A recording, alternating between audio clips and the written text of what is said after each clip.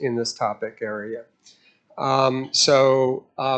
I just wanted to say, I didn't say it earlier, there's two things. One is I'd like to take a moment, maybe either between this class and the next one or at the end of the next one, to do a little exercise to get to know you better. So it won't take a lot out of you. It'll be very quick. We'll go out into the big area out there, and you'll be asked to group yourself according to various criteria, and we'll get a sense of the group, okay?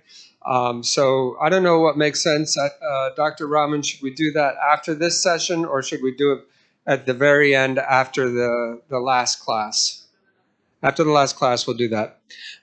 Secondly, I realize that some of you may already be familiar with these concepts. You may have a deep understanding. So please bear with me.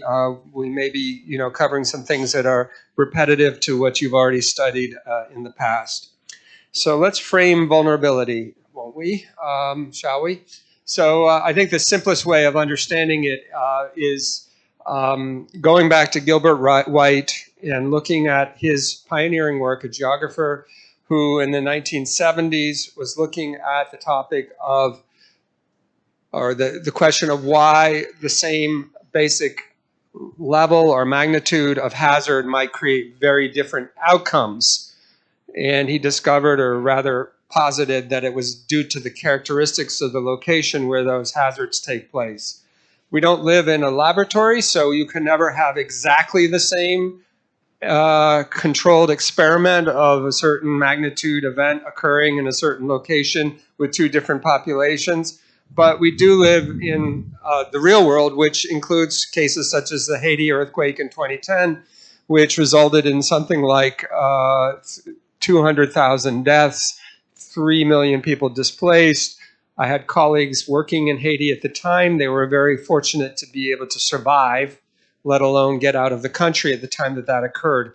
Haiti has never really fully recovered from this earthquake, to be honest. They had cholera epidemics, and then subsequently and recently they lost their president. And then, as I mentioned earlier, it's really become a very bad situation with gangs taking over governance of most of the country. Chile, on the other hand, had the same magnitude of earthquake. It occurred in a more sparsely populated area. We'll talk about exposure in a bit. And they had robust construction standards, but even so, you can see it affected things at a pretty high level, and they only had 500 deaths as a result. So this is an example of vulnerability. It's essentially an emergent phenomena. Vulnerability emerges when a disaster strikes, and you see that there's actually these underlying factors. Vulnerability was expressed in the United States during COVID, where mortality rates, at least initially, were much higher among African American populations than they were among white populations. So we've had people working on this, like Gilbert White, back to the 70s, thinking about risks and hazards, and they were looking at it from a risk and hazard framework. What's happened is in the last 25 years, really the climate community has come along and adopted this concept. You'll see in the IPCC how it's been framed. But we really have to say that we owe a debt in a way to the early legacy of this work, pioneering work in risks and hazards by almost entirely a geographic or geography community. So in everyday parlance, we talk about someone being vulnerable. Someone might reveal something about themselves and say, I have a handicap, or I grew up in poverty, or whatever, and you say, well, I appreciate your vulnerability. It's really nice to hear that. That's the kind of everyday parlance, but in a scientific context, we hope to have a slightly more precise definition of what vulnerability means and where it comes from. So there's a concept, the idea of vulnerability is an absence of entitlements, more out of the Amartya Sen school of thinking. And this led to research on sustainable livelihoods. I mentioned the livelihoods framework earlier, the 5 livelihood capabilities or assets. And we have then, as I mentioned, the natural hazards community thinking about the probability of some outcome and the impact of that outcome and the probability of some bad outcome occurring as a result of it. You had two frameworks, risks and hazards, and the other was the pressure and release. Some of that was covered in one of the readings I gave out from my dissertation. It's just gives you more information on those two frameworks if you want to go back and read that. And then there's a more political economy framework, political ecology, political economy, which essentially thinks about humans and their power relations, institutions that exist. And so ultimately, this is kind of where we are now as a scientific community in terms of the ideas. Neil Adger has been one of the foremost thinkers in this space. You're probably familiar with his work. Okay, so there's essentially two types of vulnerability, at least conceptualizations. One is what would really be this kind of context or starting point, which is it begins with the demography and the demographic characteristics of populations, the socioeconomic status of populations, and it affects their ability, those things affect their capacity to anticipate, cope with, resist, and recover from the impact of a natural hazard. So that's sort of the starting point or context, and that really relates to what we'll be largely talking about today, which is social vulnerability. The other is more of outcome or endpoint vulnerability, which is how the reduction or elimination of individual, group, or system's ability to respond to the external stress of a threat on their livelihoods and well-being that is created by the occurrence of a natural event or hazard, and that's more in the biophysical vulnerability. For instance, a colleague of mine at Columbia, Vivian Goritz, has come up with something called the Coastal Vulnerability Index.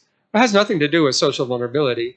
She's talking entirely about the bathymetric characteristics of this coast, the seafloor rising as it comes up to the coast. She's talking about the geomorphology of the coast. She's talking about the vegetation of the coast and a number of other things that affect the propensity of the coast to be eroded, right?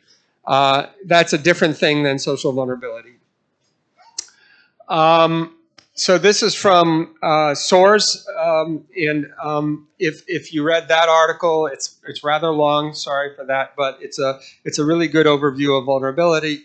And so this talks about the conceptual differences between biophysical, social, and integrated. So this is again getting into this kind of notion, like the CVI, the Coastal Vulnerability Index, really talks about biophysical conditions. What are the hazards? What are the impacts? What are the sectors, regions, activities? When I first was introduced to the concept of vulnerability, it was under something called the IAC project,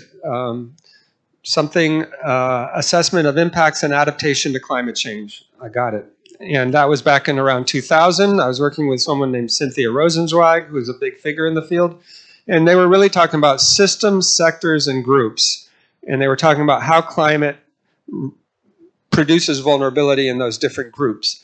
So that's the biophysical side. The social side is really about social systems and social conditions. It's a lot of what we were talking about this morning, in which we're going to focus on more during this class. And then integrated is basically looking at how the biophysical system interacts with the social system and produces vulnerability. And that will be more of our focus as well. So let's just take the example of heat waves. We know that older populations are more likely to die from cardiovascular diseases. We know that wealthy people, so there's socioeconomic status, are able to afford air conditioning, which improves their ability to survive extreme heat. And we know that urban areas with little green space are warmer than non-urban areas. So each of these represent different components or aspects of vulnerability. You have the sensitivity of the population, you have the adaptive capacity through air conditioning, and you have exposure. Some of you in this room I know are working on urban heat islands and the impact that that's having, and we're seeing that become more and more of an issue. So you really need to talk about the vulnerability of whom or what. So whom or what and to what. So you can't just say people are generically vulnerable per se. You have to say they're vulnerable to extreme heat or some other characteristic, drought or flooding. And you could say, this is an example, the iconic example of the polar bear, but basically the polar bear is vulnerable to changing sea surface temperatures and ice sheet melt. So vulnerability is context specific. We need to talk about the system, sector, group, region in relation to a hazard, impact, or outcome at a specific place or time. So hopefully by the end of this course, you won't talk hopefully about generic vulnerability, but talk about the different types of vulnerabilities to different hazards. So this goes back a little bit to what we were talking about earlier. So in the Soares et al. Article, starting point or contextual vulnerability is really talking about here the construction of risk that precedes any hazard. So social systems don't come out of nowhere. They've existed for centuries. You could talk about the caste system here in India. You could talk about racial segregation in the United States and the legacy of systemic racism. So these are things that obviously predate any natural hazard, and then the hazard comes along and reveals that particular vulnerability. While vulnerability assessments are usually place-specific for a given situation or hazard, social vulnerability is not specific to any environmental hazard in particular, but instead influences the impact of all of them. And again, that contradicts a little bit what I was saying earlier in that you need to talk about a vulnerability to a specific hazard, but there is a general sense in which people are predisposed to be at risk of any hazard as a result of these pre-existing conditions. You know, and some of these, it's not just, the trick here is that you can't just substitute poverty for vulnerability, because there are things like your social networks. Many of us in this room have benefited from parents who had connections to somebody who helped you get into a school or helped you get a job or whatever. I know I have personally, and I have to acknowledge that that's an entitlement that I've had through my family upbringing. So there's things like that, that it's not just about money, it's about more than that. So the social construction of risk, I talked about that a little bit already. Pre-existing structural inequalities that increase the exposure, well, really increase the sensitivity of vulnerable groups to climate hazards. Multiplicative effects, and that's where, you know, this slide is something that I grabbed from a colleague's PowerPoint, and I would have used the word sensitivity here. And again, that's why, or susceptibility, that's why these terms have come to have very specific meanings in certain contexts. And tomorrow I'll give you an example, or 2 days from now when I talk about urban climate, where we had to do some work on, and someone said, we're going to talk about environmental vulnerabilities. And I said, no, these are environmental exposures. They're not environmental vulnerabilities, and blah, blah, blah. Well, the funder got their way in the end, and we called them environmental vulnerabilities. But that's sort of an example where this language often gets appropriated by different groups and then used in different ways. And it actually just perpetuates a certain conceptual lack of clarity.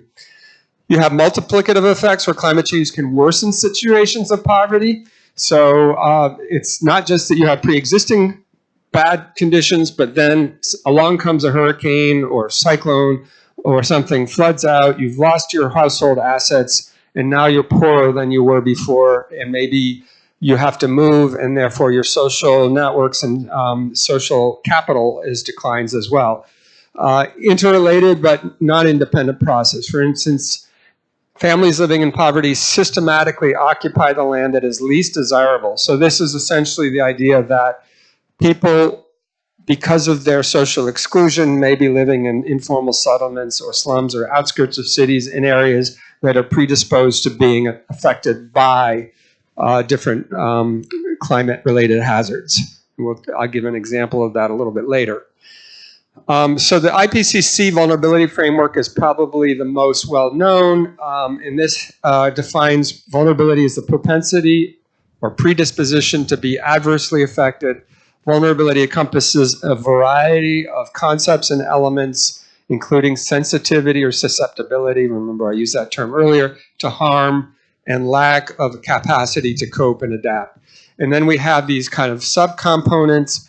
Adaptive capacity being larger systems and institutions, that allow the organism or the social system to rebound or kind of get back to normal status. You could think of FEMA, the Federal Emergency Management Agency in the U.S. as an example, whatever the equivalent is in India, but also larger social organizational systems where helping one another is a natural response, for instance, to disaster, and structures to facilitate that helping.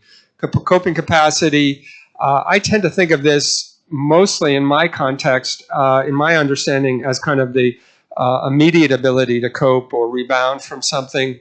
But here it's defined as the ability of people, institutions, organizations, and systems, and available skills, values, and beliefs, resources, opportunities to address and manage adverse conditions. And then sensitivity is that, again, it's sort of the dose response. If you think about a medical term, how much of a certain impact can you absorb or without being adversely affected by this impact, by this hazard. So this is the sort of standard conceptualization. You have the exposure. Again, this framework has been changed, and I'll talk about the changed risk framework in a moment. But if we just go back to the IPCC vulnerability framework, exposure, be it flood, drought, heat stress, long-term declines of precip, et cetera, sea level rise. Then you have the sensitivity of the population being affected. This is the composition of the population. And then adaptive capacity might lessen the outcome of vulnerability. The outcome measure might be measured in terms of deaths, might be measured in terms of economic losses, might be in terms of health impacts like cholera outbreaks. Any number of things can be used as sort of an outcome measure here. And if you were to take the biophysical or kind of outcome vulnerability perspective, you would think about things more in terms of sensitivity being crop varieties, soil quality, maximum temps for flowering and for reproduction of certain plants. In the adaptive capacity space, we talk about irrigation, agroforestry, crop index insurance, shifting crops. So these would be examples for the kind of agricultural realm, crops, and food security. So simply put, vulnerability is a potential for loss. It's an emergent phenomena. It remains latent. It is not present or really visible in some ways until it is stressed, at which point it emerges from the confluence of these factors. So in other words, we're going to get into measurement as we go on, but measuring vulnerability can be tricky. Now what's happened with the IPCC AR5 onwards, a fifth assessment report, is a move to this idea of risk. So whereas vulnerability and the emphasis on vulnerability tends to emphasize the underlying societal vulnerabilities and factors that people make people and systems more susceptible to harm, risk focuses on hazard and exposure and vulnerability. It's somewhat more similar to the outcome vulnerability I was talking about earlier. There's a big focus on the long tail of extremes. So, you know, these long heat waves, extreme rainfall, floods, droughts, etc. And there's a lot of interest in the damages arising from system failures. Generally, I see the new IPCC framework, which you've often seen in reports. I'm sure all of you are familiar. Raise your hand if you're familiar with this. You don't feel embarrassed. You're somewhat familiar. You've seen it before. Well, we'll go through this in a moment. But I see this framework as very similar to the original IPCC framework.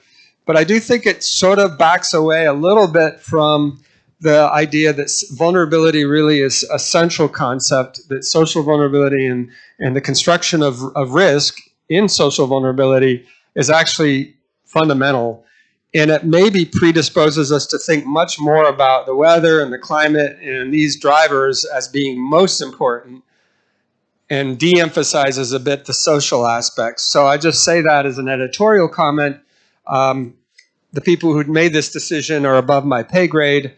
I think Jorn Berkman might have been one of them, and I work with him some, or I've interacted, but he's a very good scholar. He's a careful scholar, but I guess in this particular area, I think that the framing could have remained the way it was. But like I said, there was an interest to turn away from vulnerability per se as a framework and think about much more the separating out the climatological aspects of the system.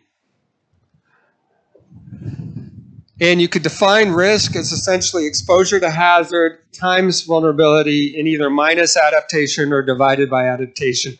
Frankly, mathematically, it'll vary depending on what numbers you're using and what the sources of data are. But you can adaptation is often thought of as kind of lessening the propensity, the risk factor. So these two are thought of as multiplicative and increasing the risk. And had one other thought on that. It'll come back to me in a moment. So risk encompasses probability of an event and its magnitude, the characteristics of the hazard, intensity, magnitude, timing, and speed. And the new and changing hazards are really the focus: sea level rise, pandemics, droughts, flood frequency, etc. So the risk management framework of the IPCC increasingly is really around, and this is from the special report on extremes back in around 2013 or so, 2012, 2013, I think it was. And then the AR5 report, 2014, 2015, where they adopted this and they really focused increasingly on how to manage societal risks. And the issues that they're worried about are economic loss and disruption, health and mortality impacts, political instability, conflicts, biodiversity loss. And this was a framing that came out of Kirsten Dow's work and other geographers. Geographers have been central in this area, folks. Working Group 2 of IPCC is full of geographers. You can think about the intensity of the impact. So let's just say a major tropical storm or cyclone goes from being a tropical storm or cell all the way up to being a category 5 over here. And then you think about the frequency with which those things return.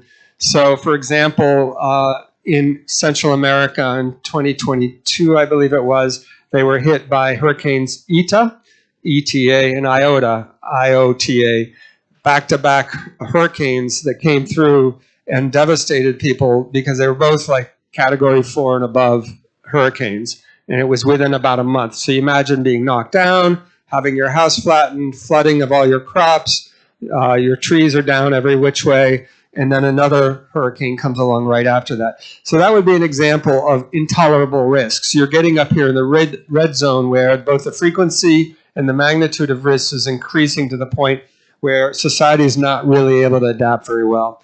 And I think in my future lecture, I have an example in the climate mobility space of how this can be used. So again, definitions are important. Terminology is important.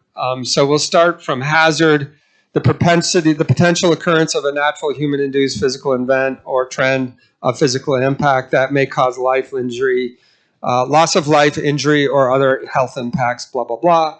So that's the hazard element. Then there's the exposure element. Hazard can occur, but it can occur like in Chile with the earthquake where very few people are and the mortality results will be much lower. Or it can occur in the presence of a lot of people, in which case exposure is basically saying there are a lot of people in that area that's highly exposed. But it's not just about people, it's about transport systems. It's about major cities and services and agricultural systems and other things that are exposed to climate factors. And then finally, vulnerability. Again, we've covered that fairly adequately, so I won't go into it. But that really goes back to the socioeconomic vulnerability aspect. So here is a diagram from Christopher Field's work. I think this is one of the IPCC reports. And it talks about multidimensional vulnerability driven by intersecting dimensions of inequality.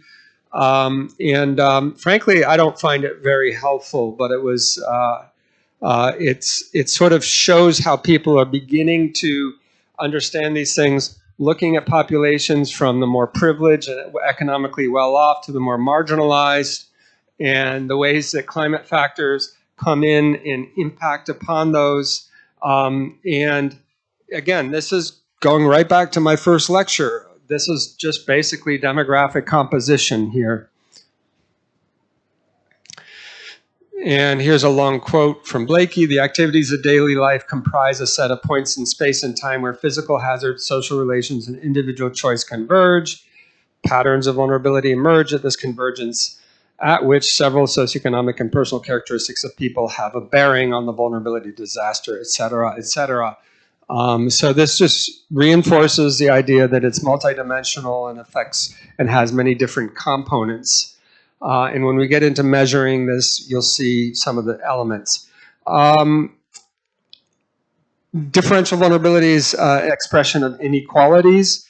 Some people prefer now to use the term inequities. And we can go into the distinctions between inequality and inequity later. But so equity is essential to identifying vulnerability. Differences in vulnerability and exposure arise from non-climatic factors. So all of this is just reinforcing the idea that these are important elements.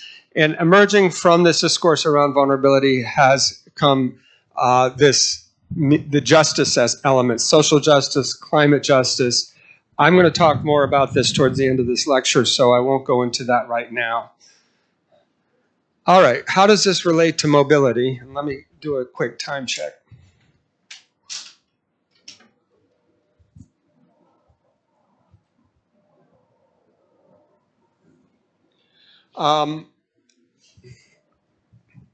So this is an example of a diagram, and it's sort of, unfortunately, we geographers love to create these system diagrams, but Jesse Rabeau is actually not really, he's a colleague of mine at American University. I greatly respect his thinking. He's actually comes out of natural resources much more, and but he works with geographers and I think thinks in many ways like a geographer. He basically sort of questions in many ways how climate factors are often viewed as the first starting point of a causal chain. But he says, really, we need to talk much more about contextual vulnerabilities. In his case, he's thinking about a part of Senegal and West Africa that is a peanut basin area near Tambacounda. It's an area I know something about because I was in Peace Corps in that general vicinity. And he talks and researched a lot about the ways in which local farmers are politically excluded, the expropriation of resources and exploitation of different things, natural resources, et cetera, results in lack of assets, lack of social protections, and poverty.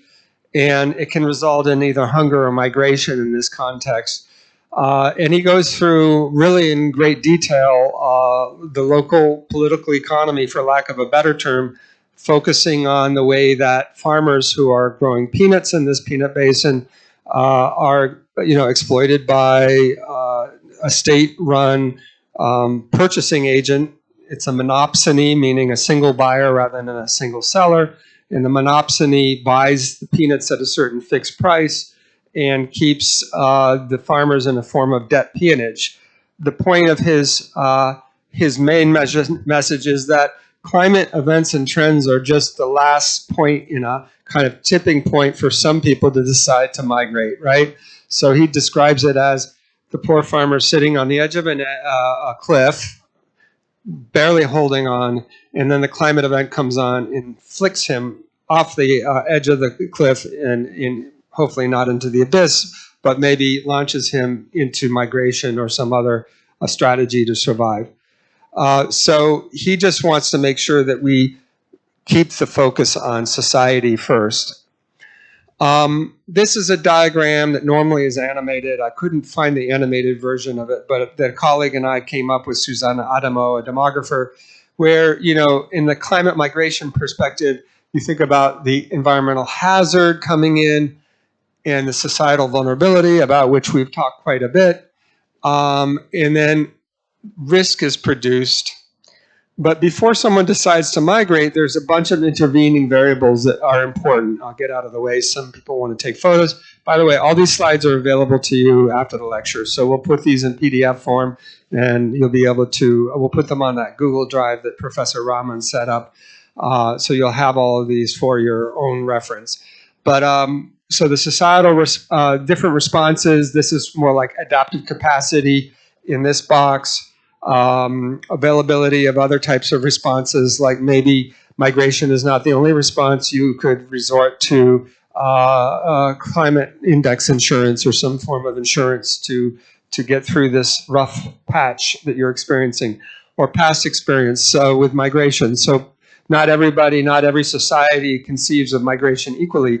In the Peanut Basin of West Africa, of Senegal, basically what's happened is now migration has become almost a rite of passage for young people. So they consider themselves, for young farmers, I'm talking about primarily, that if they haven't migrated or tried to migrate, they lose face in a sense. They don't have the same standing as their colleagues or friends who have migrated. So it becomes something that a lot of people have experience with, and becomes a normal risk reduction strategy. And then there's just the perceptions and experience. One of the things I've been growing increasingly interested in is personal mental models and perceptions about the way the world works, and perceptions of whether migration is a valuable experience or not, and the sort of mental health aspects of climate. And ultimately, this results in these demographic responses of climate mobility. Once people move, it's not like the system remains static. Then they may become the next individuals to sort of describe the success that they had or whatever through social media, and it becomes broadcast, and now it's become a norm. And so the system doesn't remain static. Or some of those young people who could have helped society to advance, and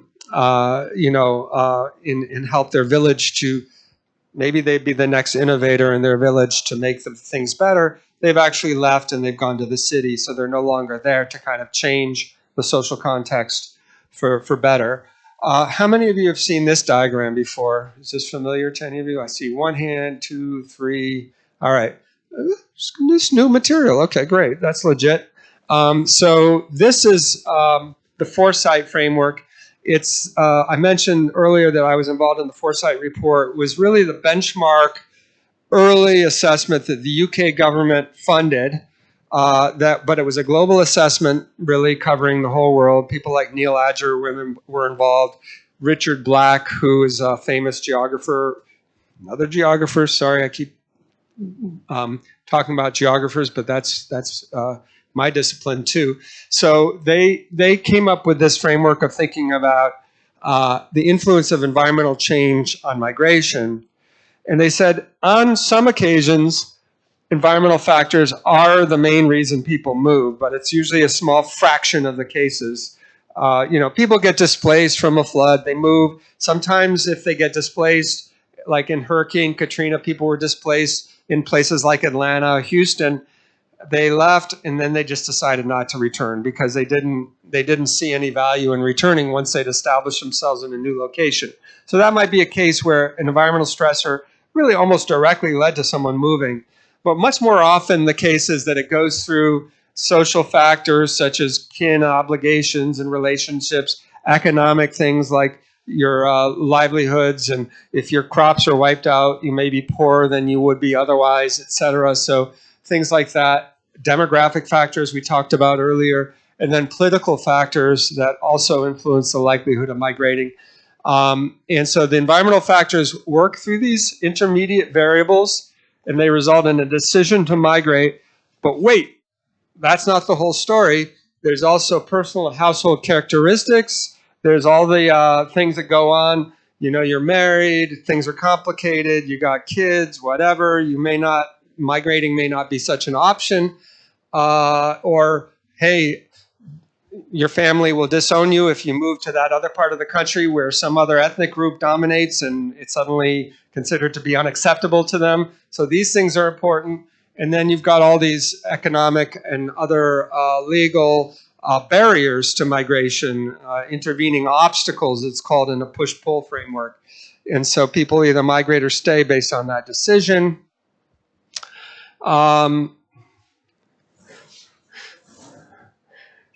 So it's basically, in a recent review of the literature, they said that a focus on intersecting social vulnerabilities, it's important to better understand how these drivers interact in the context of social vulnerability. And here, this was kind of another aspect of the foresight work where they talked about people in low resource contexts versus high resource contexts in their vulnerability to climate change from low to high. So the vulnerability is high, in the low resource context and low in the high resource context, but the ability to move is much higher in the high resource context. So here you have high aspirations to move, but low capability. Here you have low aspirations potentially because you're moored. Mooring means you have more roots in a community. Your family might own a business, you might have a shop, or you might have a farm, and it's more likely that you're going to stay there. If you're landless and you have very few resources, then your desire to move is maybe high, but you can't act on that as well. So we'll talk about aspirations and capabilities later. But one of the big contributions of the Foresight Project was to talk about trap populations. This is the notion that people cannot move, though they want to move. It's also called involuntary immobility, which is the long form, somewhat cumbersome way of saying it, but it's become a more accepted way of saying it, which means people they don't want to stay, but I actually think in reality it's much more complicated. There's another group called it acquiescent immobility. You acquiesce. What does acquiesce means? Well, I can't change the world. I'm going to stay where I am. It could, some faith perspectives say that's whatever, God wills it, I'm going to just stay because I can't change the way things are, right? So that's what we might call acquiescent immobility. It's not that you don't want to move, but it's like the possibility of moving seems maybe a little bit out of reach. It doesn't seem like acting on it will benefit you in any material way. You could actually be worse off moving than staying, and so you might as well stay where you are. So, goodness gracious, more geographers meddling around with diagrams. So this is coming out of the last AR5 IPCC assessment. AR5, again, standing for Fifth Assessment Report. And Robert McClellan, who's one of the big names in the field, I was just with him last month at a meeting on health-related climate impacts.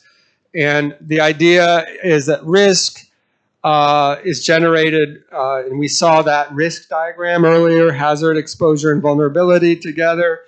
And you either try to adapt in place, that's in situ adaptation, by changing your cropping patterns, by maybe borrowing from your neighbor, staying in place, and weathering the storm, as it were, or you choose to move. And you either move and it increases your risk, or it decreases your risk up here. So if you move and you go to an urban setting and you're in a slum, say in Dhaka, and you're in a really bad situation, we can watch some videos about that. There's some really interesting videos of interviews with Dhaka residents that are quite interesting. If we get a chance, we'll watch them. But it talks about how they left a village on the Chars, for instance, or maybe in the coastal area of the Sundarbans, and went to Dhaka and found themselves in even greater risk in some ways from flooding and other bad outcomes. So this is one way of framing mobility in a risk framework. All right, vulnerability impacts of migration. So one thing that happens is when people move, you will see people moving, as I just mentioned, into and out of risk areas. And the risks may change from one place to another. So in Brazil, for instance, one classic example, my wife is Brazilian, so I go to Rio de Janeiro fairly frequently with her to visit her family. And you'll see that people left in the 1960s and 70s, the Northeast, which was drought prone, and they moved to Rio. Where did they move? Does anyone know what kind of settings they moved to? Has anyone seen pictures of the favelas? Yeah. So the favelas are often on very steep hillsides. So the people from this rural area in northeastern Brazil moved from relatively flat area to hillsides with high rainfall. And so in some cases what happens is, they're not as familiar with the likelihood of landslides occurring, and so they get in situations where migration has increased their risk because of the fact that they're settled on high hillsides that they weren't familiar with. All right, let's turn to some sample research findings because this may be more interesting. This is where it gets more concrete, and the research findings either undergird and support what we've just talked about, or maybe they contradict what we just talked about. So this is an example of a research study in Sahel looking at women. So when men migrated out of this village, one of the problems was an increased burden of domestic tasks like cooking due to the scarcity of water and wood near the village, as women are traditionally in charge of cooking and fetching water. So men migrate to some degree, but also just the environmental changes themselves resulted in the women having to do more work. I remember very well, that was one of my interests when I was in the Sahel working in this Peace Corps situation in the village, was watching the women go and gather water. And they often would have to go some distance to get the water. Women also mentioned the outmigration of men as a significant disturbance in family life. They linked this absence of men to marriage instability, increase of polygamy, growing family poverty, disobedient children, because the man wasn't there to smack them on the behind when they needed to be, and the general social destabilization of the area. Another example, a colleague, Kira Vink, has done some very nice work measuring climate as adaptation. We'll talk about climate adaptation in a few days. But the idea there is that we should be able to tell whether actually climate results in a betterment of the household. Does it actually improve their economic resilience and their ability to withstand future hazards? And in the Sahel context she studied in Burkina Faso, many men went to Cote d'Ivoire, Ivory Coast, to work in the cacao plantations. They were exploited there. They were lonely. They might be involved with prostitutes. They would then go and bring HIV/AIDS back to the community. So these are examples of compounding vulnerabilities of migration. This is a volume that I contributed to a few years ago. Raya Mutarak. Some of the slides you saw earlier are from Raya Mutarak. She's now a professor at University of Bologna, also affiliated with IASA in Vienna. And Raya and I have taught together and interacted a lot. So she guest edited this whole textbook or book on, journal issue on vulnerability in relation to climate-related disasters. And so I contributed one study to that. And that study sought to look at the use of the SOVI, the Social Vulnerability Index. How many of you have heard of the SOVI, Social Vulnerability Index? Raise your hand. Sorry, I'm going to do this continually. You better get used to it. But I see all the social scientists are over here maybe. So SOVI is it's using census and other mostly census data to measure the degree of vulnerability to different hazards. Used to be Susan Cutter, a geographer again, used U.S. Census data to measure different factors such as age, race, poverty levels, housing characteristics, use it in a principal components framework, and identify different factors contributing to being at risk from different climate and other related hazards. She's had quite a bit of success, by the way, in getting this now embedded in U.S. government hazard response stuff. So FEMA has adopted SOVI officially as a tool. Maybe not under the Trump administration. Everything's changing. They're not so interested in any of this stuff, unfortunately. So what I did with a student who visited with me a few years ago, I looked at two cases of major disasters. One was Hurricane Sandy in 2012 in in New York City. This shows the flooded areas of Sandy. It was really quite extreme. Much of southern Manhattan was flooded. All this area around JFK Airport was flooded. in Jamaica Bay. Staten Island had a number of cases of mortality on the beachfront. And also the Mumbai floods. Who here was around during the Mumbai? Did anyone live through the Mumbai floods? Nearby? Okay, so you did? Yeah. You were. You were there. And I'd love to, during Q&A, I'd love to have you describe your experience of those floods. I had a lot of trouble finding data for India, but I did contact the authors of a study.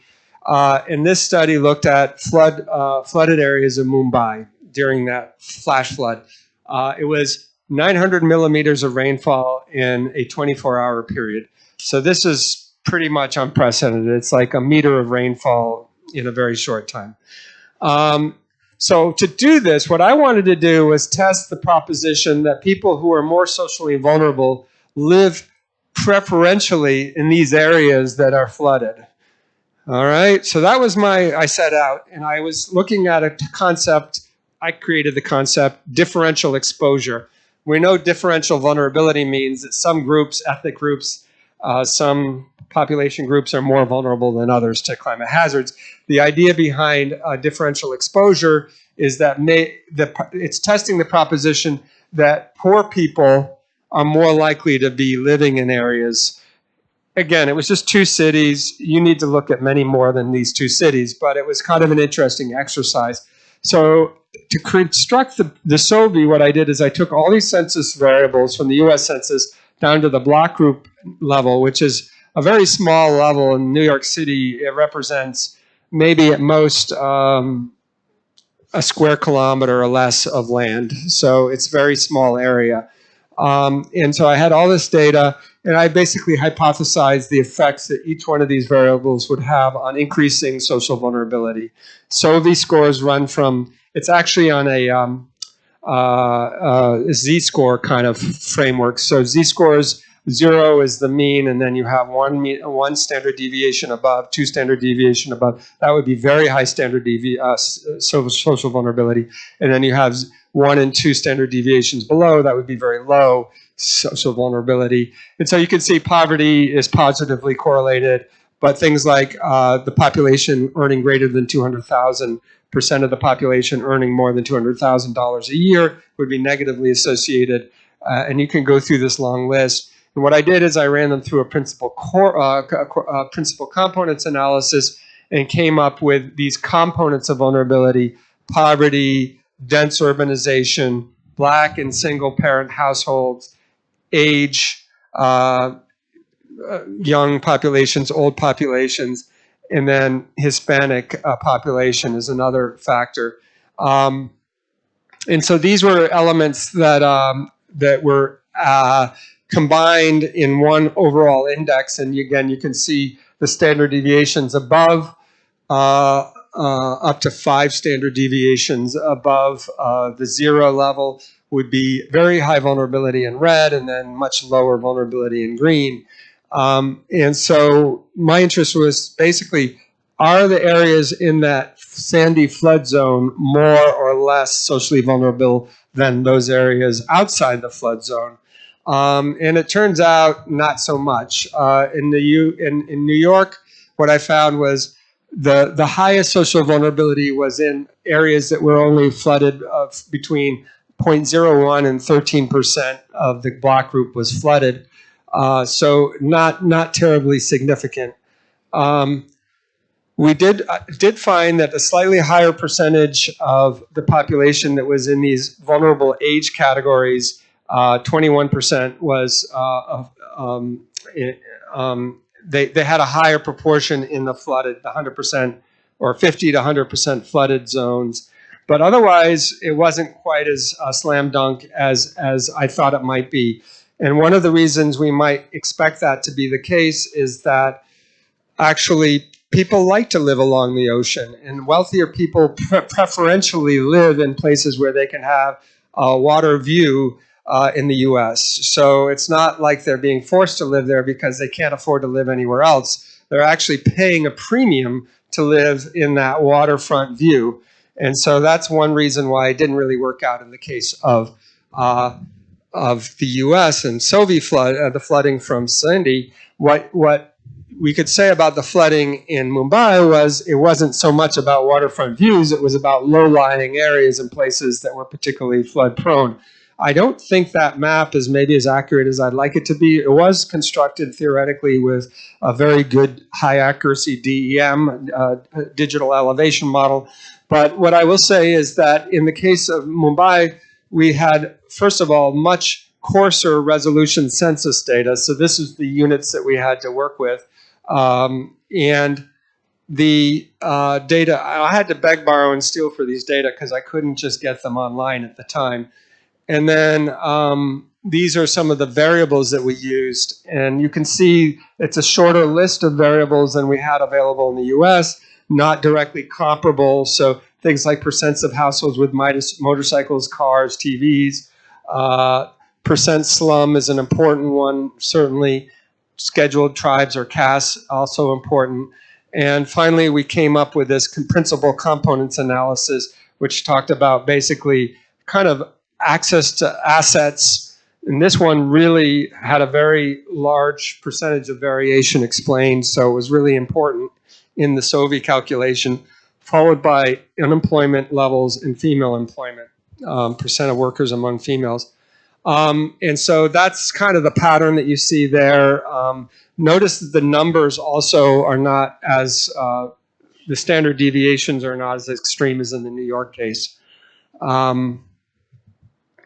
And so what I found was there's some limited support for the hypothesis in Mumbai, at least using the available data that I had, which were not very high resolution, for saying that, and I just categorized areas of Mumbai into no flood, low flood, medium flood, and high flood based on the proportion of those polygons that were intersecting with the flood zones.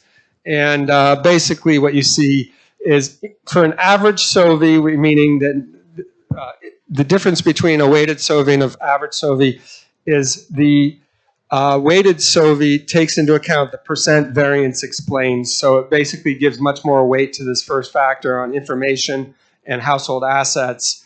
So literacy, availability of banking services and TV. So that's the weighted SOVI. The average SOVI just takes all components equally and averages them together. And basically what you see is for the average SOVI, you do actually see in flood zones higher levels of social vulnerability.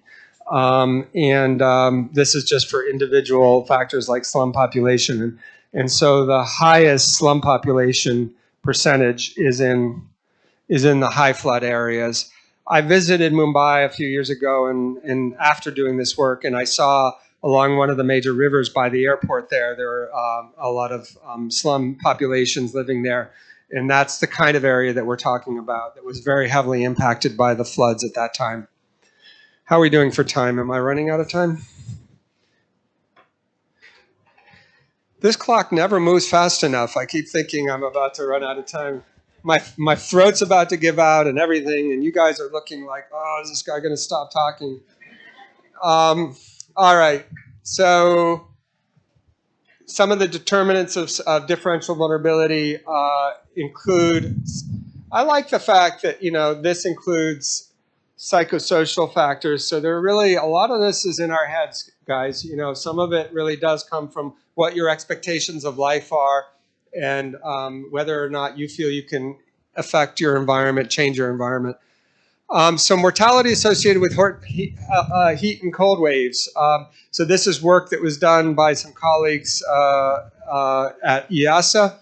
And basically, I think, understandably, with temperatures rising, and this is in Fahrenheit, I'm afraid, so it's very high temperatures, you get higher mortality in the 75 plus, and then you have next highest in the 65 plus, and then it's 65 to 74.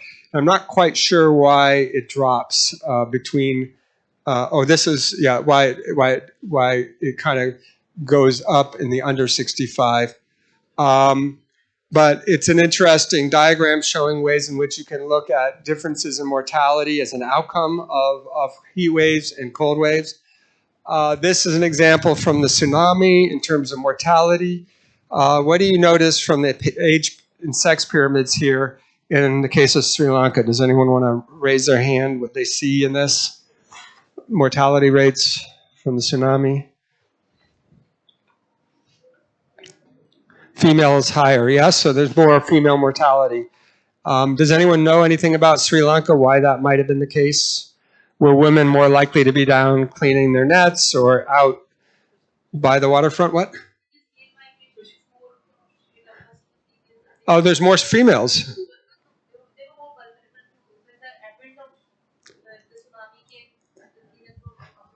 Yeah, but this partly has to do with exposure, right? So when did the tsunami strike? Does anyone remember? Yeah, but what was the time of day?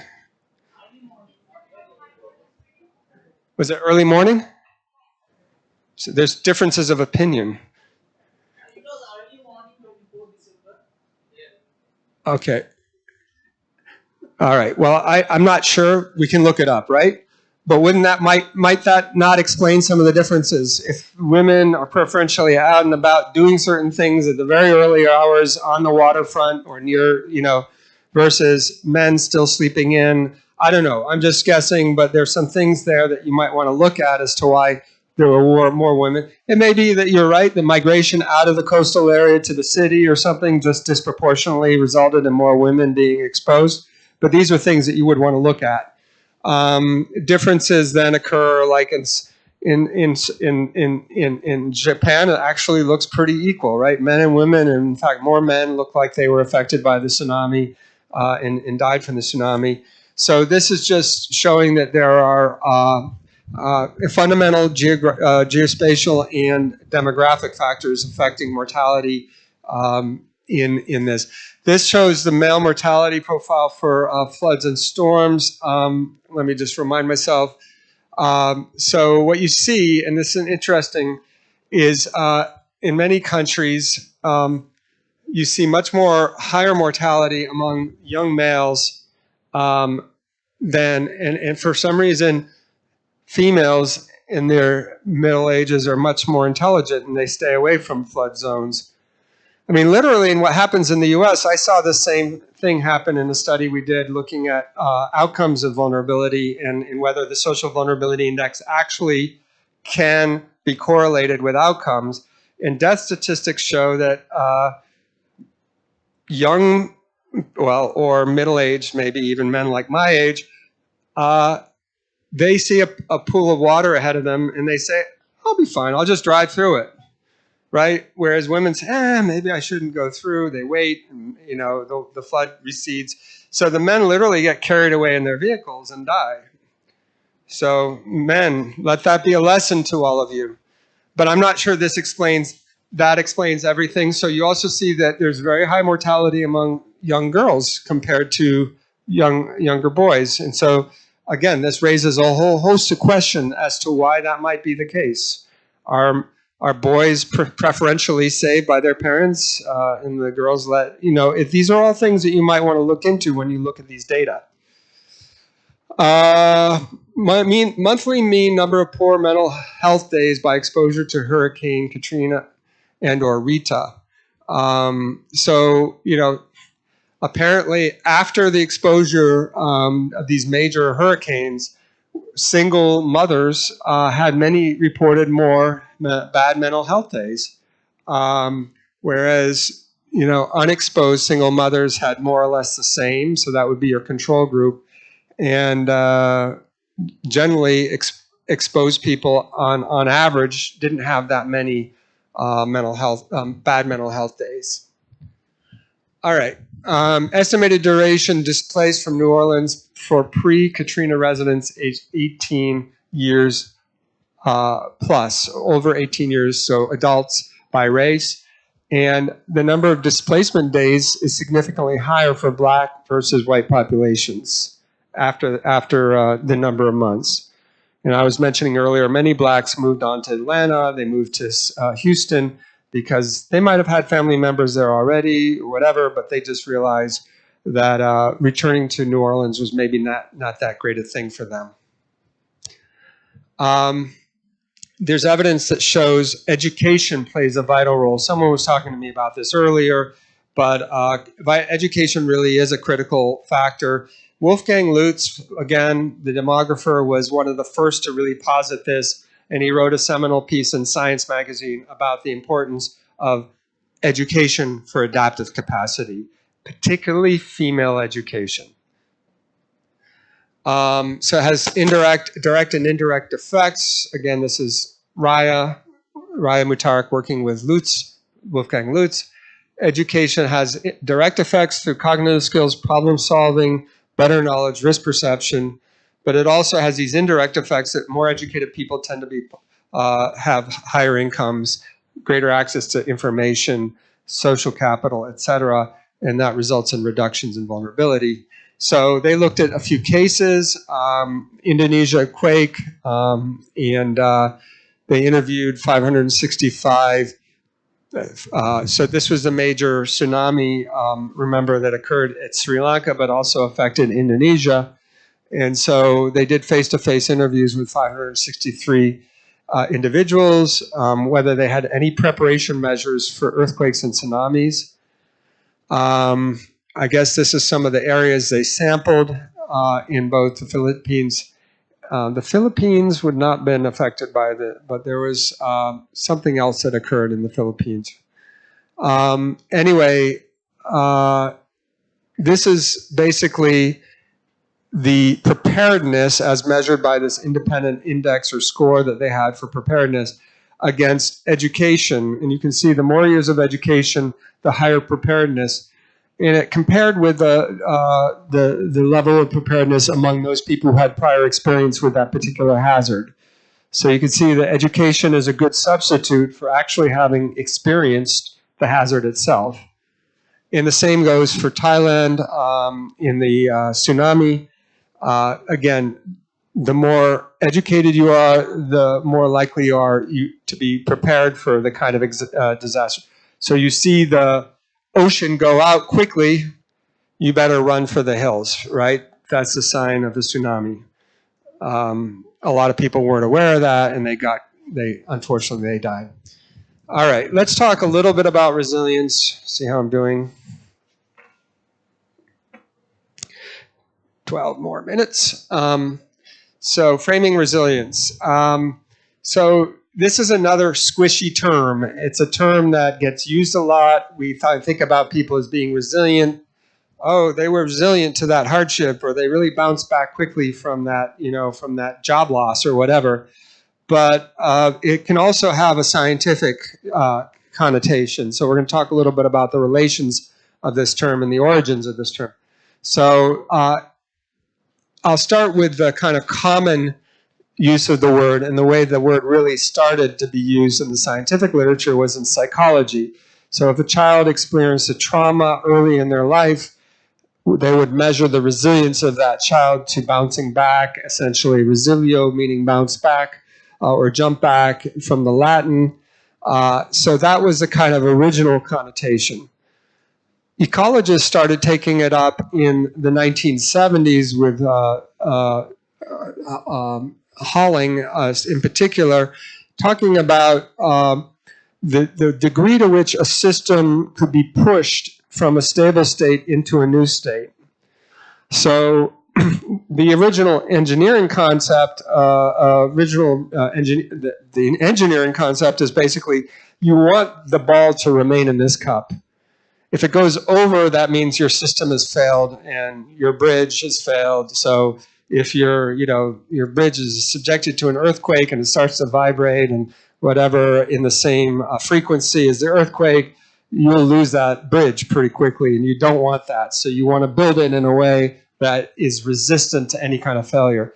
But in ecology, there's a recognition that these systems can actually flip to different states. So, for instance, if you push a system enough let's just take the example. People are now very concerned that the Amazon could go from being the world's greatest rainforest to a perpetually dry savanna-like state, which would be catastrophic for our climate, because all that carbon that's been sequestered over millions of years would now be going, burning largely and going into the atmosphere or drying up. And so the idea is that if you push a system so far, it's no longer resilient to that impact, and it'll go into a new kind of system state. Social systems have been posited to operate in a similar way, where there might be tipping points. Think about a small village.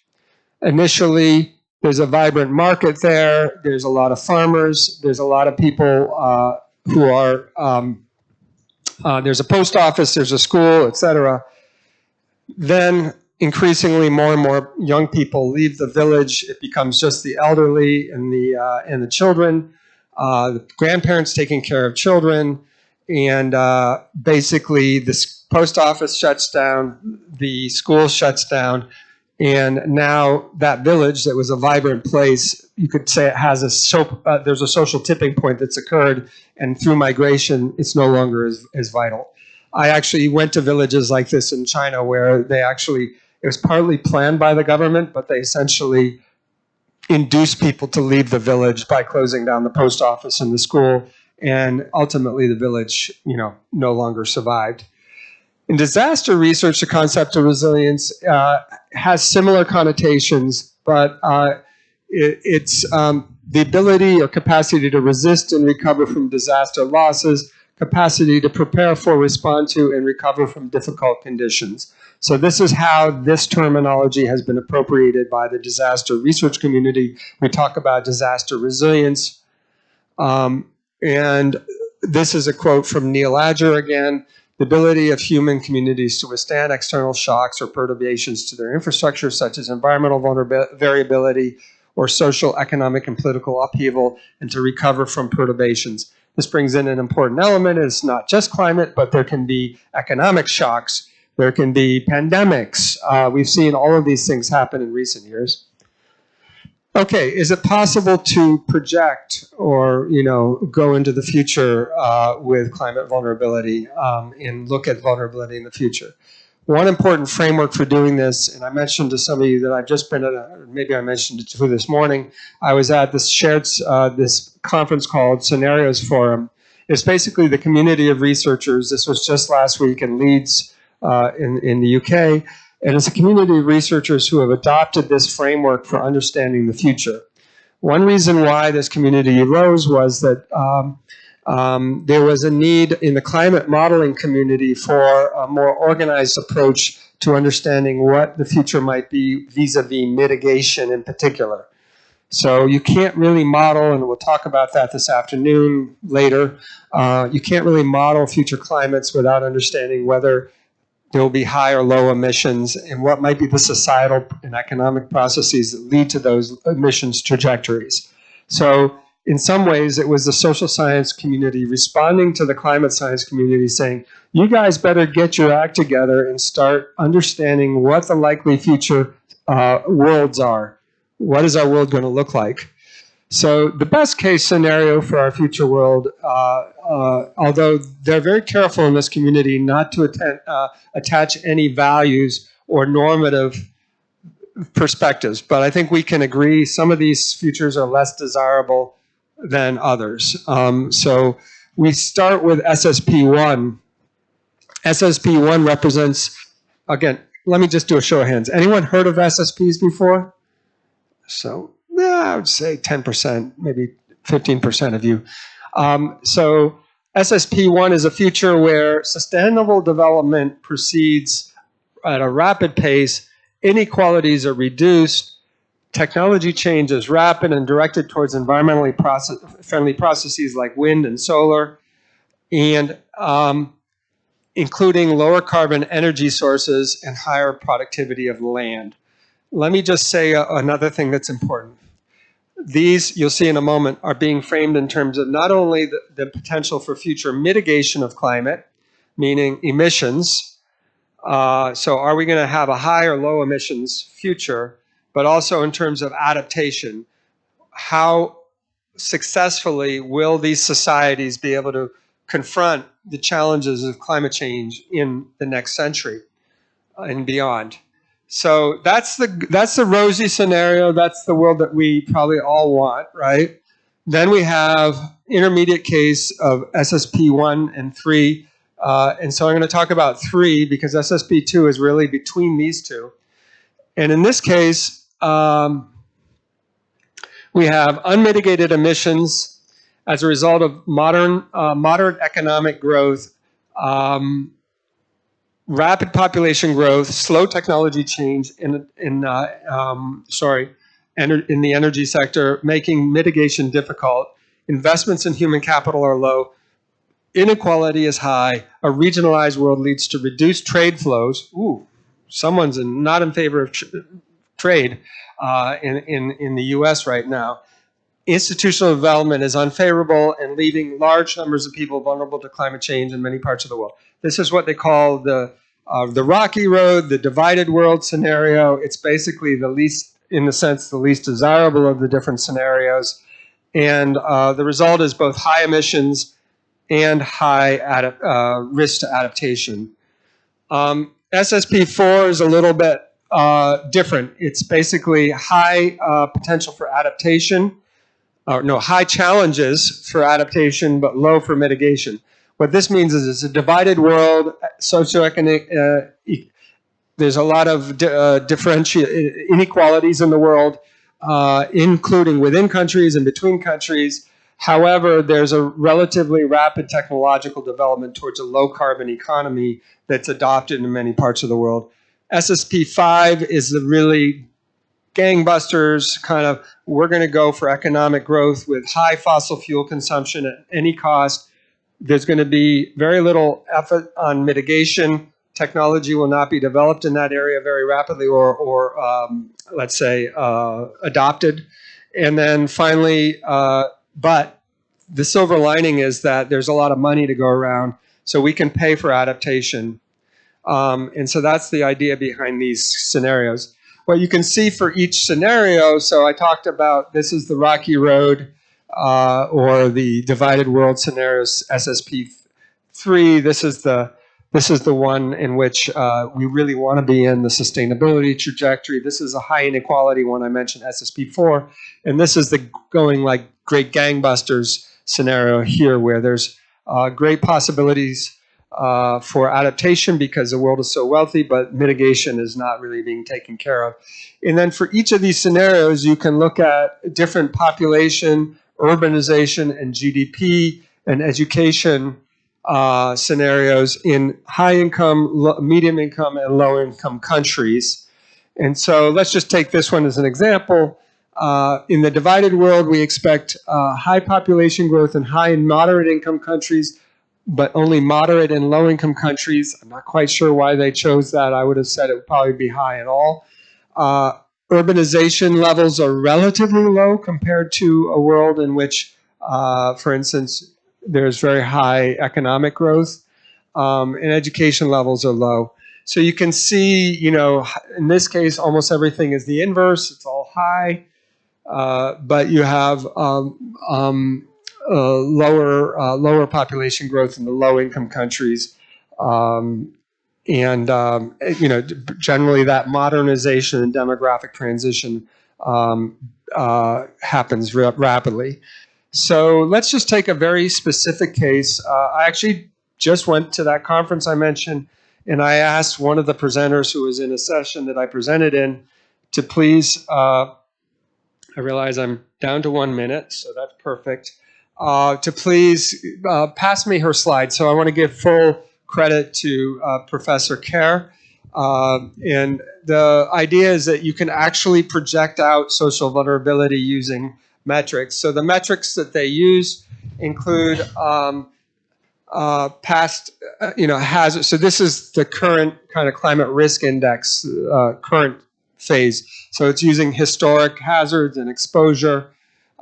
Again, things like percentage area and population that are exposed to that these hazards of rainfall, temperature, et cetera, sensitivity in terms of the household, reproductive health, production, communities, and the lack of adaptive capacity as measured by things like literacy rates among women, percentage of women in state assemblies, etc. And you can see she measured levels of vulnerability. This is not the GCRI per se, but the vulnerability levels for women versus men in India, with red being considered worse. So, according to this index of vulnerability, women in general are in much worse condition than men. And then the overall GCRI index on the right-hand side shows that, again, women in general are worse off than men. And in some cases, men are much better off in parts of northeastern and western Himalaya regions. So this is the final projection. I didn't get the slides because I knew I wouldn't have time, but she decomposed each element and projected it into the future. So you have climate risk projected using climate data, and you have the vulnerability and other things using other data out to 2080. I'm not quite sure of all the methods. I'm just, main point is trying to say that you can actually take these vulnerability elements using the SSP framework and project out and come to some assessment in the future. Her general assessment is that overall GCRI will by 2080 still remain much higher for women than for men. So with that, I will stop. Oh, these are some of her conclusions. I can leave those up on the screen for you, but maybe we can just take a few questions and answers.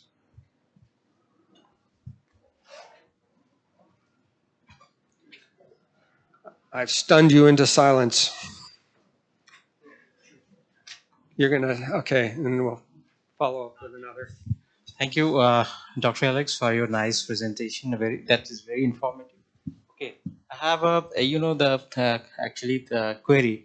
If you can elaborate, how do gender and caste, as we have talked about the social vulnerability, and just to explain the gender-based climate scenario. Okay, how do gender and caste shape the experiences of climate vulnerability and migration in rural areas? You can say talk about India or the developing countries.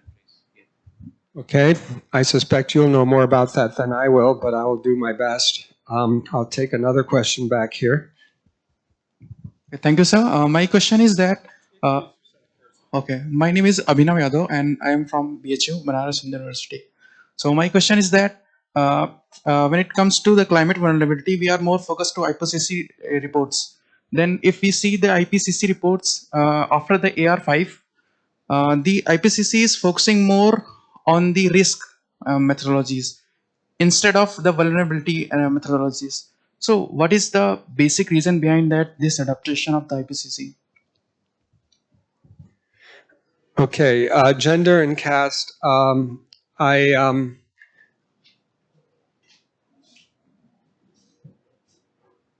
think I'm not an expert on the Indian context, okay, but what I could say is that I imagine that certain castes' education levels may be lower. There may be, lack of social capital to build the kind of, one of the things we talk about in the U.S. a lot is that African Americans simply were never able to build the kind of wealth that white Americans have been able to. So, property ownership is the path to wealth accumulation in the U.S. And through redlining, so this was a historic process in the U.S., historic policy basically, the banks were legally allowed to exclude African Americans from living in certain neighborhoods, so they called it redlining. That term has now been adopted in climate science, and we talk about climate redlining, and I'll talk more about that later. But so you can imagine if your path to future economic well-being is through property ownership, and you can't buy in a nice neighborhood, so you have to buy in a poor neighborhood that's not going to be flourishing. Like the property values will never grow as much as they do in the nice neighborhoods. If education is denied to you, what happened in the U.S. was basically after Jim Crow came on. So this was after the slaves were freed. They were allowed to get education. Finally. But then the whites systematically left the public school system and went to private schools. So all that was left was a poorly funded public school system. So these are what we would just call systemic factors that are resulting in accumulated vulnerabilities. And the list goes on. I'm just giving you a couple of key examples. So I don't know as much the social processes in India, but I imagine there's actually a really wonderful book called Caste, which was written, and I read it during the period of the pandemic. Okay, there's. Okay, well, this is a great example, and it's a whole book. So, but that book on caste was basically saying and why I gave examples of African American and what we call racial segregation, systemic racism in the U.S. is that actually, in many ways, it mirrors the same systems as in India. Okay, and she, the author of the book, goes very systematically through the examples of how the system in the U.S. in many ways mirrored. And it also, I talked a little bit about mental. What you consider to be possible is often limited by what your society and your fellow. So, we all know young people who are told that they can be rocket scientists and vice presidents or presidents, and they go on to do it. It's like, my dad always said I could do it, right? Well, maybe if your expectations are low, you're not going to have as much of that. You asked the question, 2 keywords. What are the 2 keywords again? It was about the IPCC. IPCC, risk and vulnerability. Recently, IPCC shifted from the risk vulnerability to risk. Yeah. Well, I gave a little of my personal view on that. I don't know that a lot was gained from going from vulnerability to risk, other than there seemed to be a desire. There are a lot of communities that are much more fluent in talking about risk than they are in vulnerability. So the whole financial community, the engineering community, all these communities, risk is like second nature to them. You have the magnitude, the probability, and you can work out a bunch of fancy equations, and you come up with essentially the risk of some bad outcome occurring. And vulnerability, I think, it was maybe too squishy for them. So you could insert vulnerability in. And in fact, I work with what they call a CAT modeler, a catastrophe modeler. He lives and breathes models that basically project what will happen to buildings when they're subjected to earthquakes and floods and other things. And he is using our data, and it says some of our spatial data on, I'll talk about tomorrow, a global relative deprivation index we've constructed. He said it's actually pretty predictive of the outcomes that they see in terms, because if you look at, in his models, every building looks the same. Because if you look from satellite imagery, it's a square. It could be pucca, I don't know the term well, or it could be built with concrete like a bunker, and it looks the same. But if you add that social vulnerability layer, he says it actually is much more predictive in his models. But again, risk is native language to so many communities, and I think maybe IPCC saw a need to be able to converse with those communities. Financial risk, again, I don't know much about financial markets, but risk analysts, they know all about it, and so they can add it into their mathematical equation and come up with something. There was another hand? So we sometimes argue that vulnerability gets always transferred to the deprived. The burden of vulnerability always gets transferred to the deprived. So that means a particular section, the deprived people, their deprivation will always increase if they are exposed to any event. So that means one section will never have the adaptive capacity to get out of any such environmental events. Is there a question? I'm saying that, okay, so what needs to be done in that case? Okay, let me take, you want to ask a question as well? We'll take 2 again. Thank you so much, sir, for such a nice presentation. I think in the earlier lecture, I at least had an idea of what I studied in population geography in MSc years. But this lecture, particularly, every slide had so much of new aspects. It's so much difficult to grasp and remember everything in such a small time. But sir, my question here is, You talked about quiescent immobility. So, sir, I want to know a little more about it. Whether it is whether gender dynamics play a role in this, or is it about demographics that younger it's more prevalent in younger or senile population, or does it even have religious belief dynamics that people believe that okay, God is the sustainer, so He will provide for us. We don't have to do anything. So, what dynamics play a major role, which factor plays a major role in quiescent immobility? That I wanted to know more about. And thank you for such a nice presentation. Thank you. Two words again. I'm at the end of the day. My brain is so. What are the two words? Oh yeah. So how do we get out of this? What are the policy responses?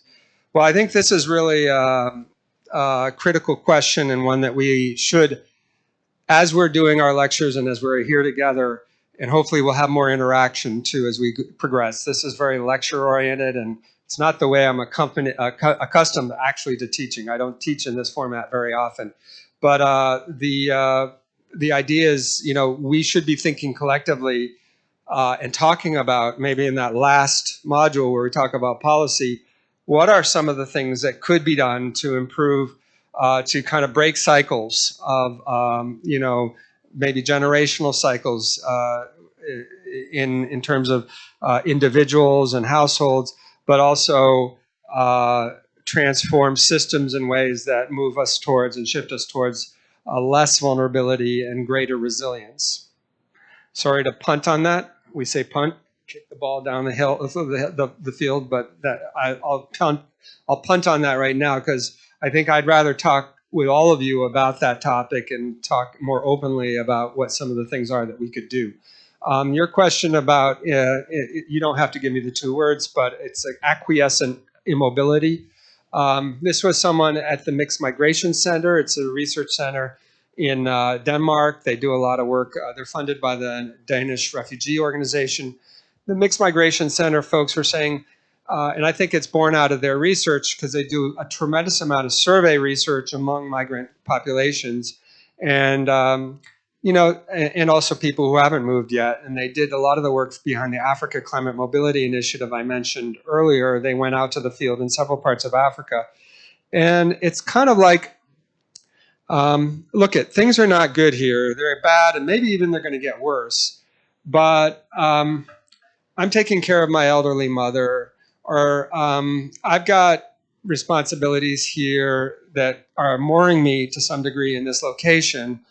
But on top of that, even if I were to find someone else to take care of my mother, or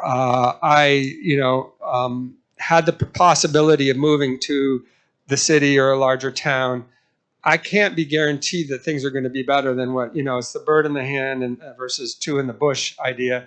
We inherently don't, we live in an uncertain world, and we don't know whether we're going to be better off, in some new location or not.